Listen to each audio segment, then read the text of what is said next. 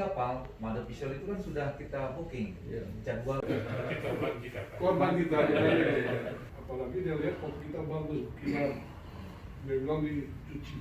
Di Arabica, Arabica kita. Mohon dibantu lah, mohon dibantu. Ini permintaan kami yang mungkin disampaikan oleh Presiden. Kita minta naikkan status sehingga kita bisa ekspor. Teman-teman, kita di sini juga pandemi ini kan kita rasakan bersama-sama semua, dari bisnismen, dari petani, semua juga merasakan hal yang sama. Yang harus kita jaga ini kan adalah kesejahteraan rakyat, Pak ya.